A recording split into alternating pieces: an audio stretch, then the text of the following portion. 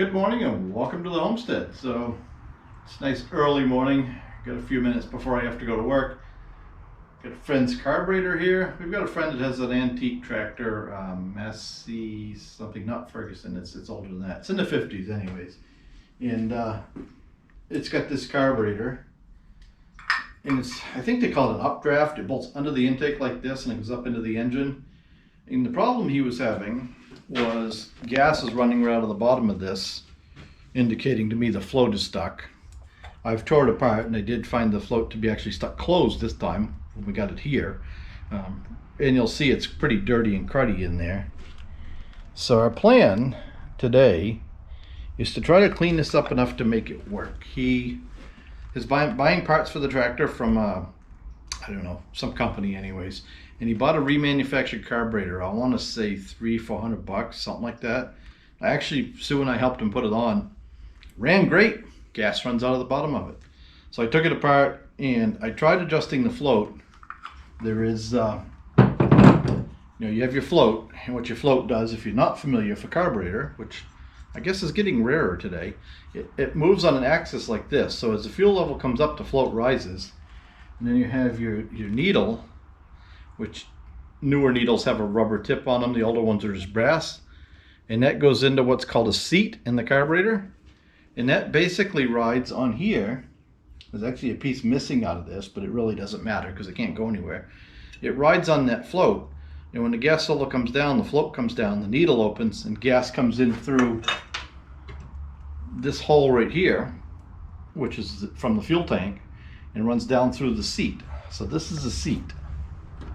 So that little hole right there is where the needle goes. The needle goes in there like that, so that the needle moves up and down like that. When it's up, no gas. When it's down, gas. So it's a pretty simple process.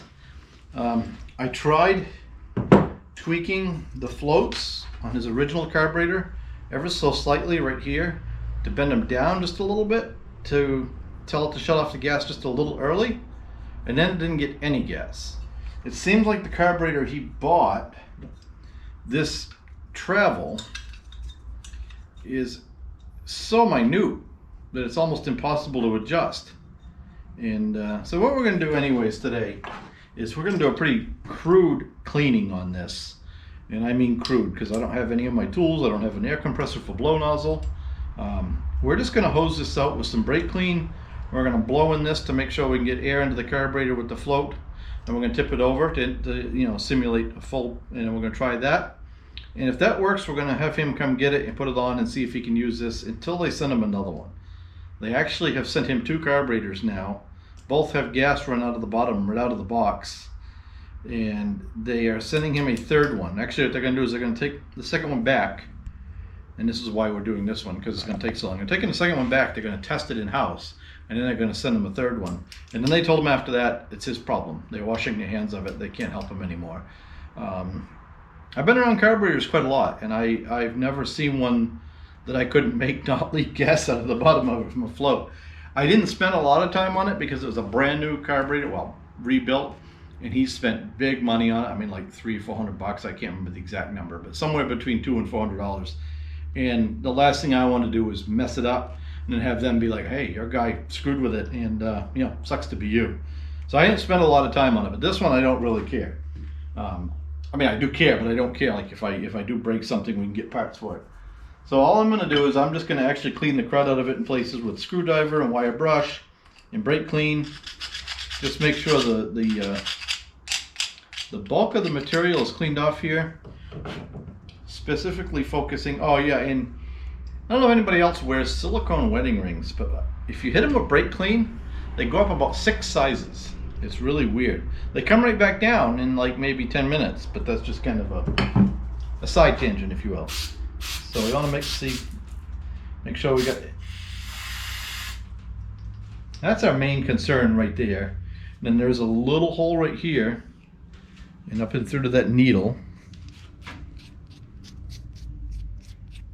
So we're going to make sure we blow a little down through there, but we're going to let you guys back up and we're going to close our eyes because brake cleaning the eyes sucks. It only hurts for a minute though. And to be clear, this carburetor ran okay, it just leaked fuel. So I'm not really worried about passages being blocked. And they're a pretty simple carburetor. I mean, they really are. It's kind of amazing actually how complicated we've made everything. This one here, this is where it picks the fuel up and injects it, I believe.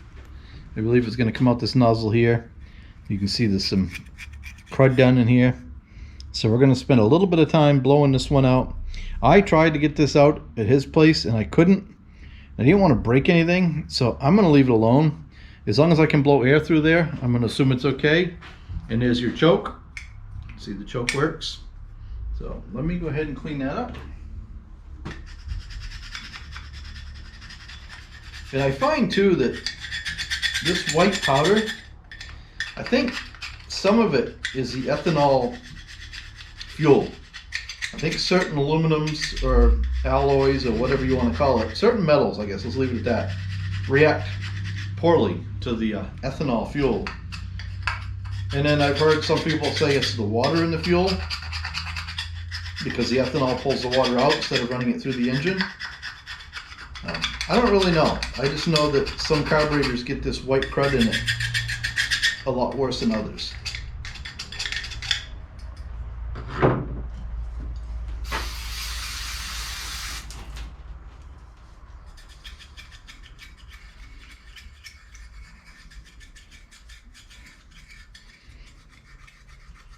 And the other reason we're being just a little cavalier with this, if that's the right word, big words, right?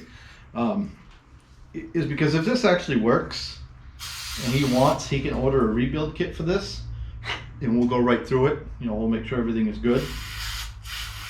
Yeah, you saw I'm probably not going to do it again because I'm getting low on brake clean, but you saw when I sprayed brake clean in there, it bubbled out of here. So that means that passage is all free. So, yeah, see what I mean? Falls right off. I'll set that there, don't let me forget it's there. Hey, I need that.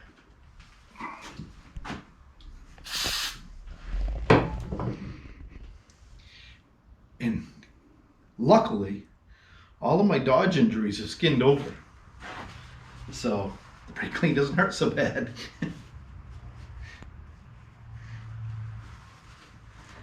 All right, so I think we're as clean as we're gonna get. So what happens here is this piece just drops in there like that. Nothing fancy. This gasket, which is completely above the fuel line, so we're not worried about it again. In this case, like I said, if this works well and he wants, we will go ahead and have him get a kit.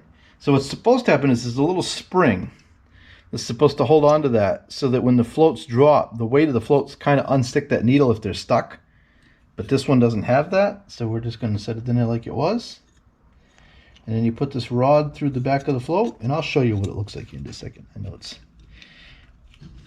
kind of dark. And so you got that all in there like that. So let me tip you upside down. Oh, and hold everything else in the carburetor. So you see that chrome piece in there. I don't know if you guys, let me quit moving, see if you can see it. Right on top of the float. Right there. That's the needle. So you'll see when I move the floats up, you see it goes up. When I drop the floats, it comes down. So that's going to let, you know, no fuel, fuel. No fuel, fuel. So that's what controls the fuel coming into the actual bowl. So now let's put this together. And then we'll make sure that in this pin here, this holds the pin in. Like I said, it's a really simple process. And again, because we haven't taken any of his jets out or anything, actually there's only one adjustment on this carburetor, he has nothing to readjust. So this should just go back on and run just like it did factory. This is an interesting story on the tractor. It's a family tractor. Belonged to his great-grandfather, I believe, back in Maine. And it kind of got passed around the family after, you know, his relative was done with it. And nobody really used it for anything other than just riding around in parades and stuff after that. So it was in a barn up in Maine at one of his relatives' house, and they sold their house and needed the tractor gone. And he really, really wanted it. And a friend of ours actually was coming down, so he put it on the trailer and he towed it down for him. So the tractor is now in Florida, and he's in the process of getting it running, restoring it, and if it runs good, I think his plan is to tear it apart and go right through it, rebuild the motor, everything, get it all painted. But we put all new electrical on it and everything else. So now, sometimes if the float sticks a little bit, remember that spring's on it, you whack it a little bit. But now what we're going to do is we're going to blow through this, and we should be able to blow air into the carburetor. And we can. Now we're going to turn it upside down. No air. Air. So if I had fittings and everything, I could hook this up and I could put a little clear glass of gas and show you gas running in it. But that should serve its purpose. We've cleaned the debris out of it. We've unstuck the needle. He should be able to bolt that on now, fire the tractor up, and get it running on this carburetor until he gets his replacement. So like I said, it's a very simple Marvel Schubler, probably saying that wrong, but that's the only adjustment for fuel to air mixture on the whole carburetor. There's an idle adjustment here, and then you can drain the bowl here, and then this is your jet, if you will. Take it out to clean it. So they made it very simple. When it's bolted on the tractor like that to work on, you could drain the bowl to get crap out of the bowl if it wasn't running right. You could pull that out and blow the jet out. I'm probably using the wrong term, but the passageway to atomize the gas up in. But it is really amazing to me how a carburetor can updraft and the engine can start like on the second compression revolution. I mean, these tractors, a lot of these tractors, they crank them by hand. And if you watch them, they'd put the choke full on, and they'd bump it over like a couple of compression strokes kind of easily just to suck a little gas vapor up in. They put the choke about halfway and they give it one snap, and it usually fire right up. That is just amazing to me, and the technology. But anyway, that's kind of it. That was kind of our Wednesday morning project before work. So we're going to give Rick a call and let him know that his carburetor seems to be good. He ought to come get it and try it. And we're probably going to take a load of dodgy parts to the dump. So we've made good progress on that project. We're at the point of driving it around and starting to shake it down and see what falls off. Literally, hopefully nothing, but that's where we're at on that project. That and cleaning up. So I think our next project is now that we're caught up and we're slowing down. Sue got me this. I'm not going to touch it too much, but Sue got me this cool map of the U.S.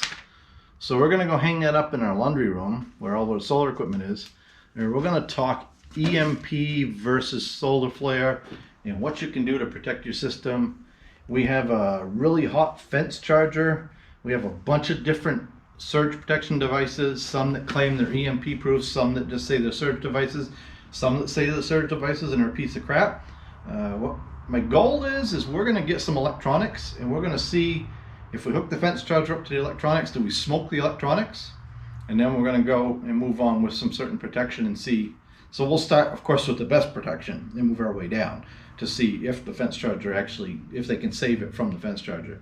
And that's kind of a rude test, but our goal really is to show you the different stuff out there, talk about the snake oil in the room and stuff like that. So anyways, I'm rambling way too much. This is probably a pretty decent video time-wise already. So there you go. Maybe we'll put a little clip of it running right here.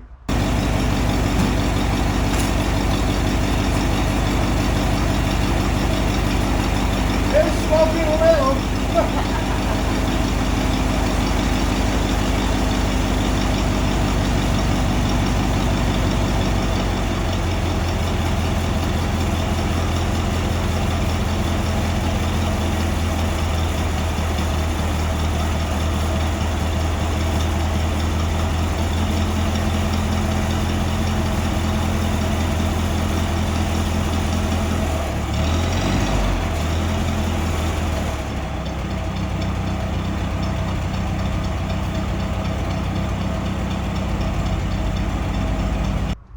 Thanks for watching. Don't forget to like and subscribe.